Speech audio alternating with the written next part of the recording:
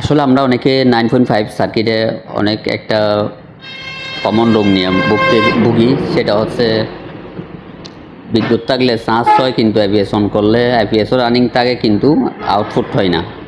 তো অনেকে ফিজ টিজ চেক করেন, তারপরেও যদি না হয় আপনারা রিলেটা ভালো করে চেক করবেন রিলেটা কাজ করতেছে কি না।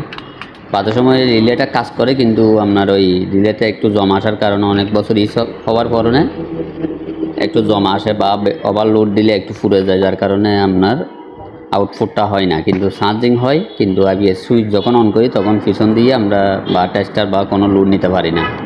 এই সমস্যার কারণে আসলে এই রিলেটার কারণে বেশিরভাগ এই সমস্যাটা হয়ে থাকে 9.5 সার্কিটে।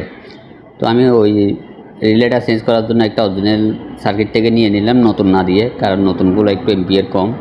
30 এম্পিয়ার লেখা থাকলে আসলে আমরা 30 এম্পিয়ার পাই না, যার কারণে আমি অরিজিনাল একটা সার্কিট থেকে, পুরোনো সার্কিট থেকে খুলে নিলাম একটা, যাতে এটাতে লাগানোর জন্য। তো আসলে এই জিনিসটা আমি খুলে দেখতেছি আসলে এটার ভিতর কী হয়েছে, আমি আপনাদেরকে দেখাচ্ছি। দেখুন রিলেটা কিন্তু কাজ করতেছে, কিন্তু আউটপুট পাচ্ছি না আমি, যার কারণে আমি কাজটা করার জন্য নিলাম। তো দেখুন আমি রিলেটা খুলে ফেলছি, খোলার পরে আপনারা একটু খেয়াল করলে দেখবেন এটার ভিতর কী অবস্থা। তো এটা দেখুন এক পাশে লাল আছে আর এক পাশে দুই কালার হয়ে গেছে, মানে জ্বলে গেছে এক পাশ, ভিতরে জম চলা আসছে, যার কারণে এটা আউটপুটটা ঠিক মতো দিতে পারতেছে না। বাধা সময় দেয়, বাধা সময় দেয় না। তো এটা অনেক বড় ধরনের একটা সমস্যা আসলে। তো বুঝলে একদম সহজ। অবশ্যই আমাদের ভিডিওগুলো ভালো লাগলে আপনারা চ্যানেলটা সাবস্ক্রাইব করে সাথে থাকবেন সবসময়।